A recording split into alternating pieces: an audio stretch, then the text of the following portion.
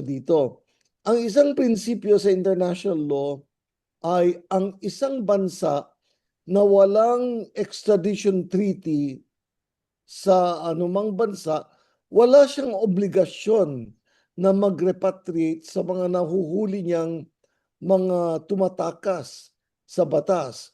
Pero kung gusto niya, kaya niyang gawin. So even if wala tayong extradition treaty, pwedeng hingin ng Republika ng Pilipinas sa Czech Republic na ibalik dito sa atin si Saldico dahil sa mga hinaharap niyang kaso. In other words, nahuli siya dahil sa paglabag sa immigration laws ng Czech Republic. Pero now that he is under detention by the Czech Republic, he can be repatriated sa Pilipinas upon request of the Philippine government dahil sa mga hinaharap niyang kaso. Another way, by the way, is for us to use Interpol. So the Philippines and the Czech Republic are both parties to the Interpol agreement, and we can ask the Interpol to issue a red notice. Yung red notice ay inaalerto niya yung kapulisan and law enforcement agencies ng Czech Republic na may kasong hinaharap ni Ko sa Pilipinas na kanyang tinatakasan, and that red notice can serve as a basis for the authorities of the Czech Republic to issue the necessary warrant of arrest. I want to emphasize though na yung red notice ng Interpol ay hindi warrant of arrest, kung hindi abiso sa mga law enforcement officers ng isang tao ay tumatakas sa batas at may hinaharap siyang kaso. Dito nga po, dahil wala nga pong umiiral na mga extradition treaty nga sa pagitan ng Pilipinas at Czech Republic, at nabanggit niyo po kanina ang ilang mga mekanismo tungkol nga na pwedeng gamitin ng ating lokal na pamahalaan sa Pilipinas para maibalik siya. Gaano po kaya kahaba ito, Padre, at gaano kahirap ang proseso ng extradition o itong deportation sa mga ganitong kaso po para sa mga normal po natin na tagapakinig na hindi po nakakaintindi ng ating batas o much besides itong mga international law. Gaano po ba kahaba at kahirap po ang proseso ng extradition o deportation sa ganitong kaso, Padre? Yung extradition talagang may proseso yan, pero walang extradition treaty ang Pilipinas at Czech Republic. So ang tanging paraan ay hingiin ng Pilipinas sa Czech Republic na ibalik si Ko sa Pilipinas. And that should not take very long. So susuriin muna ng Czech Republic kung may dahilan na ibalik si Ko sa Pilipinas, at sa tingin ko naman sapat ang ebidensya ng Republika natin na hingiin ang pagbabalik ni Ko sa Pilipinas. Sa ilalim ng agreement with Interpol, hindi pwedeng gamitin yung red notice sa some classes of crimes. For example, crimes having to do with personal relations like adultery, concubinage, or yung pagtatakas sa pagkakautang, personal debts, issuing bad checks. Pero yung mga hinaharap ni Ko na kaso ay mga mabibigat na kaso on graft and corruption and misuse of public funds. So, madali lang gamitin ng Pilipinas ang kanyang connection sa Interpol kasi konektado din ang Czech Republic sa Interpol, or directly makipag-negotiate diplomatically ang Republika ng Pilipinas at ang Czech Republic. Total, may diplomatic mission naman tayo sa Czech Republic. So kung ang tinatanong, gaanong kabilis? Well, actually, tila may request na tayo. So hintayin lang natin ang action ng Czech Republic. At ayun po, Padre, ayon din sa mga umiiral na prinsipyo ng pang-internasyonal na batas, habang nasa Czech Republic po ba siya, ano nga po bang batas ang umiiral sa kanya? Batas po ba ng Czech Republic o may epekto pa rin ang batas ng Pilipinas sa kanya, Padre?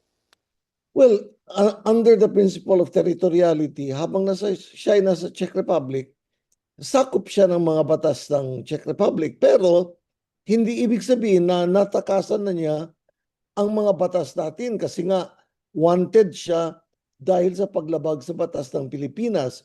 So kahit andun siya, liable pa rin siya sa mga linabag niyang mga batas sa Pilipinas, lalo't lalo na yung mga batas na tungkol sa graft and corruption and misuse of public funds, malversation of public funds, direct and indirect bribery, and similar crimes.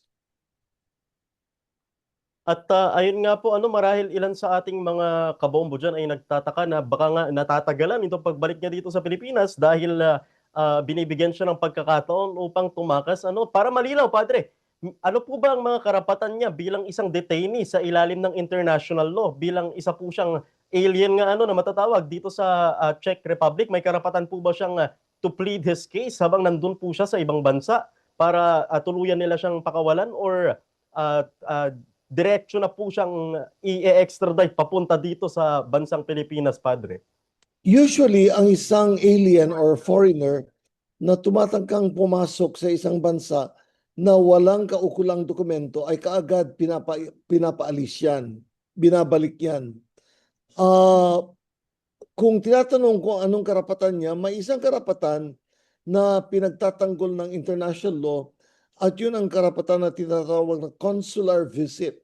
In other words, may karapatan siyang humingi ng assistance sa consular office natin doon sa Czech Republic. Kung anong tulong ang pwede niyang hingin, depende na yan sa pag-usapan nila ng consular officer. Pero sigurado naman na yung consular officer natin, hindi siya tutulungan na escape, makapag-iwas dito sa mga hinaharap niyang kaso sa Pilipinas. At Padre, meron din pong mga nagsasabi na ang pagpunta nga dito sa ibang bansa magandang paraan para makaiwas na rin sa pananagutan. Sa legal na pananaw po ba, Padre, gaano po ba ito kaepektibo, itong pagpunta natin sa ibang bansa para maiwasan ang mga kaso natin dito sa Pilipinas? Well, as you see in the case of Harry Roque, it can work sometimes, basta huwag kang mahuli, no? Pero actually, given the many relations that the Philippines has with other nations, sa bandang huli, mahuhuli ka rin. So it's only a matter of time. And for some time, you may be able to escape, pero given the fact na ang bansa natin ay may mga tratado sa maraming bansa for extradition, and even absent a treaty, may diplomatic relations tayo with most of the countries of the world. It's not going to be very difficult to negotiate for the repatriation of a wanted person. At bilang nasabi niyo na rin po yung mga proseso kanina kung paano siya ibabalik dito, Padre. At meron sa ating mga tagapakinig kasi na nakikurious at bakit kaya masyadong matagal ito, at naipaliwanag niyo po kanina na talagang matatagalan ang prosesong ito. At pinaliwanag niyo rin ang mga balangkas kanina na umiiral pagdating sa international na batas. Para naman po sa mga tagapakinig, Padre, ano naman po kaya ang dapat asahan ng publiko sa mga susunod na linggo pagdating po dito sa developments ng kasong ito, Father? Huwag nating kalimutan na wala tayong control, hindi natin kontrolado ang mga proseso ng Czech Republic. Kasi ang Czech Republic may sarili siyang proseso at yun ang sinusunod nila. Hindi natin pwedeng sabihin dapat madaliin nila kasi dapat sundin din nila ang mga proseso nila. Pero sa bandang huli, I believe na dahil sa diplomatic relations between the Philippines and the Czech Republic, plus the fact that we have mechanisms to get him, like using Interpol, may babalik din siya dito sa Pilipinas. At ayun, Padre, bilang ito po, bilang panghuli po, bilang isang eksperto po sa international law, Father, masasabi po ba natin na ang hustisya ay maaabot pa rin sa mga ganitong klaseng sitwasyon po? Yes. Sinasabi natin sa batas, the arm of the law is long. The long arm of the law reaches you. So kahit anong gagawin mo, mahanap ka rin. For some time, maaari mong iwasan ang pagkakatakip, pero sa bandang huli, kung may kasong nasampa laban sa iyo, ang mabuti harapin mo na lang. Lalong-lalo na napakadaming nasabi ni Ko nung siya'y nasa ibang bansa. Napakadaming dinamay niya na tao. Dapat umuwi siya dito kasi gustong marinig ng tao mismo sa kanya kung lahat ba na sinasabi niya nung siya'y nasa ibang bansa ay totoo at kanyang pinatotohanan, no? So dapat bumalik na rin siya. At pahabol po, Father, bilang nga po, ito nga, napaliwanag niyo po sa atin kanina kung gaano nga po kakomplikado itong mga ganitong klaseng bagay, lalo na pagdating sa usapang legal. Meron po ba kayong mensahe po sa publiko, Father, na narinig itong mga patutsyada ni Ko, itong mga statement na inilabas ni Ko nitong mga nakaraang buwan at talagang mabilis na paniwalaan ng publiko? Meron po ba kayong mensahe, Father Rani, para po sa publiko na hindi na po gaanong naghihintay ng itong mga legal na prosesong ito at basta na lamang pong naniniwala sa mga ganitong klaseng impormasyon na lumalabas ngayon sa iba't ibang social medias? Alam niyo, ang isang taong naaakusahan ay ang unang gagawin niyan ay magdamay ng iba. Yung si Ko, nung nasa labas ng bansa siya at hindi natin alam talaga, yun ang unang problema natin noon eh. Hindi natin alam talaga kung nasaan siya. Napakadami niyang binunyag at napakadami niyang silangkot na tao. Napakadami niyang binanggit ng mga pangalan.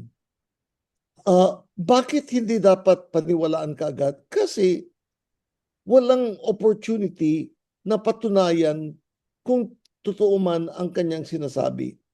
Kaya nga, sabi natin parati, ang isang testigo, habang hindi siya subject to cross-examination, yung bang malaliman pagtatanong, ay hindi natin alam kung nagsasabi ng totoo o hindi.